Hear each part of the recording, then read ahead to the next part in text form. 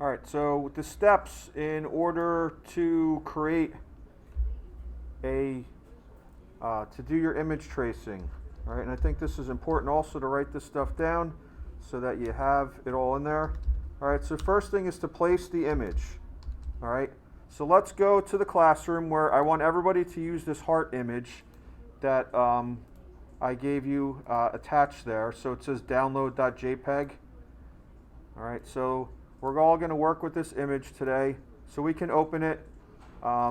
We could save it, and that's what I was saying by placing. So if we save the image from wherever and we have it like in your pictures folder. So in Illustrator, you can then say File, Place. That's the normal process for bringing a picture into Illustrator, is File and Place.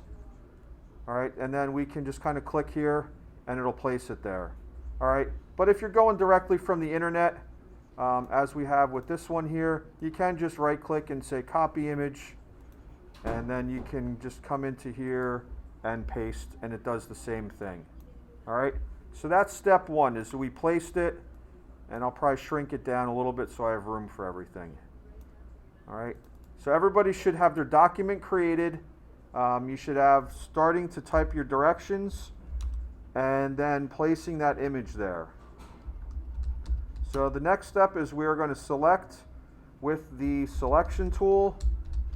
Marquise, is the selection the white or the black arrow? You remember from yesterday?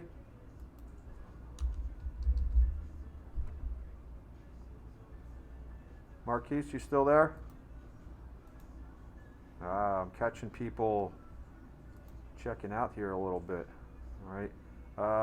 J-Ro, do you remember if are you there? Yeah, I'm here. Okay, do you remember, is the selection tool the white or the black arrow? You got a 50-50 shot there.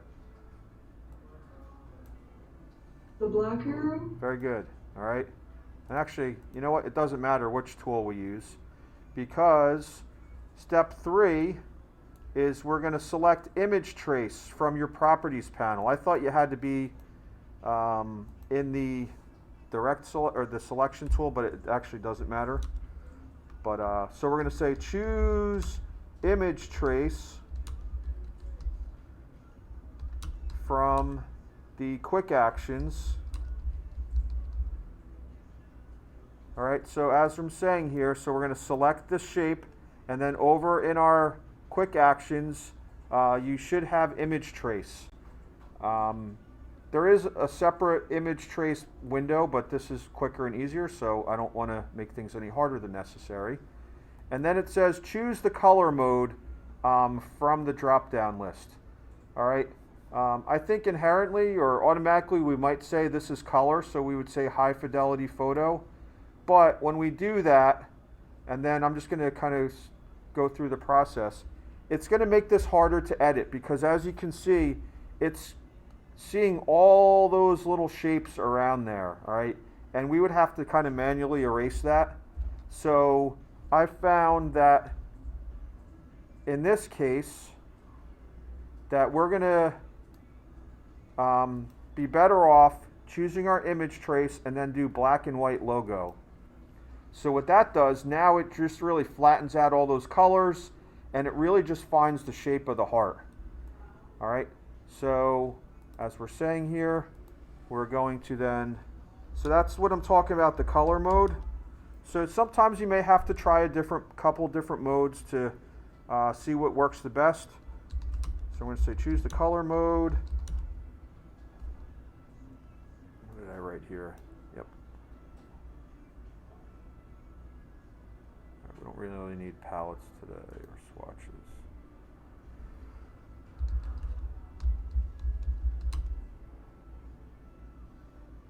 So that matches your artwork. All right. All right. Number 4 on our list of directions. Kaylee, what do I have there as number 4?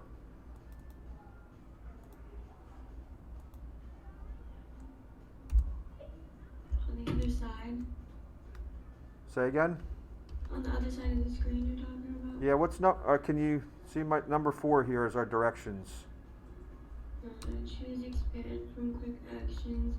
This converts from, I can't see. Let's see here. Is that better? Yeah, raster to vector. All right, good. So, and actually so choose expand from quick actions. So again, that's this list over here.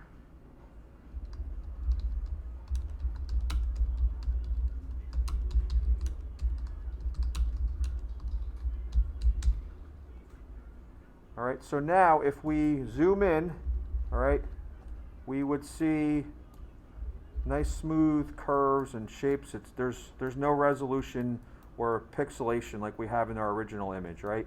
So we see these little pixels around the edge in that original one. Another thing to do, which you can do, we're talking about just kind of seeing things, and if you go to view and outline, you're going to see that this has a box around it, whereas our raster image really doesn't, right? So when you view in outline mode, it really shows all of your vectors that are in there, and then we can go back to our overprint preview or preview on CPU. All right, so that converted that, but now it's all grouped together. It's just kind of one big thing here. All right, so we still can't really edit that heart by itself. All right, so for step number 5, Jade, what are we going to do for after it's been expanded? You're gonna ungroup. Okay, all right. So we expand, and actually we could see our outline. So actually now we see the heart separating from it because it's not really all together there. So step number 4 or 5, and actually it's pretty much the same as 4. And so I'm going to copy and paste.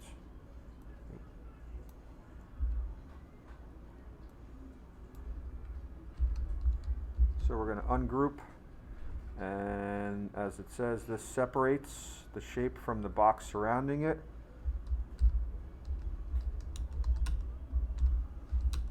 And I say shape because I want to keep this kind of generic. You're not always going to have a heart that you've drawn. So I want you to kind of have these kind of generalized principles and procedures, and then you can apply that to any type of artwork that you're trying to work with.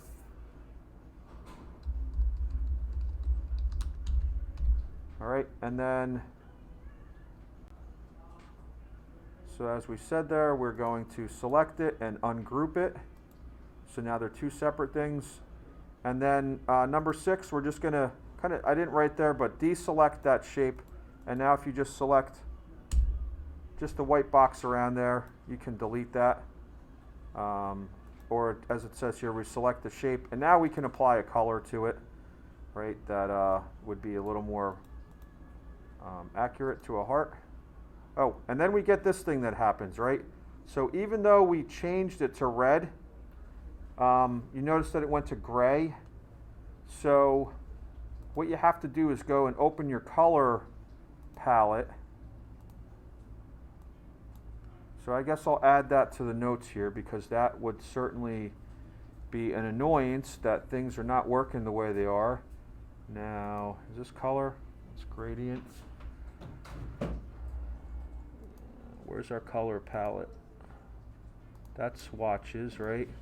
So it said it was open. It's probably just like hidden by another palette. Whenever it's checked off, it means the palette is open, but we're not seeing it, so I uncheck it, and then where is it then? Sometimes you have to move the screen around, and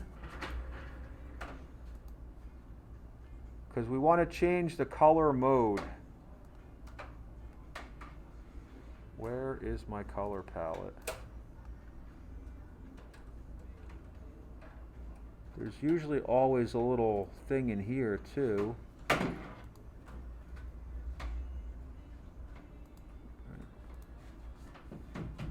Because no matter, oh, well, all right, I guess if we use our swatches, then we can apply that. I still want to find that. I'm just going to write in here, if color is gray, open color palette, and change mode to CMYK. All right, if you have issues with that, I can't really find my color palette on here to really show you how to do that, which is definitely frustrating me, but we can kind of work around that.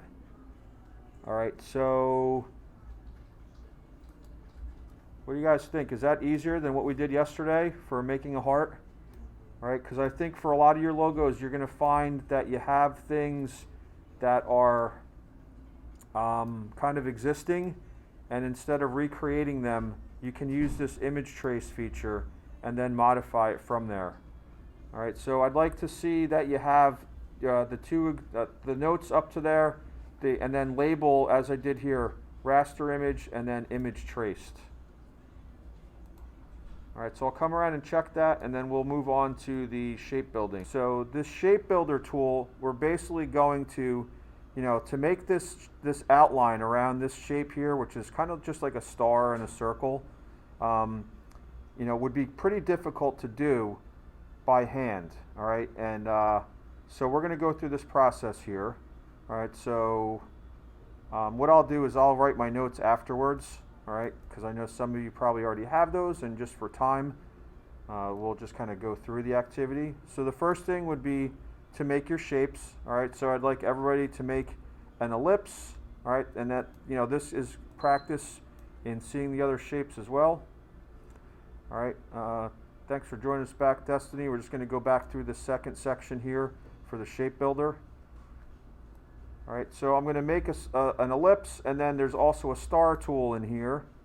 So if I do this, also another keyboard shortcut, if you hold the Alt key like we did for the copying, it's going to make your shape start and expand from the center, so you don't have to move it afterwards, all right? Because if I just clicked and dragged here, actually that star does build from there. So any event, so we'll make our star like that. I'll just change the color to something a little more interesting there, all right? I don't really care what color it is. So we have our two individual shapes to start with, all right? We will then make a copy of it, so we can Control-C, Control-V, or as I like to do, Alt left click drag, does your copying and pasting in one type of motion, all right? And then, so here's the new tool that we're going to work with today. It's called the Shape Builder. And as it says, it combines shapes. But they need to be vector, and they need to overlap. So if you had something like this, it could not shape build it together. Or if you had a raster image, it would not process that either. So you could, though, just image trace it, and then it turns into a vector, right?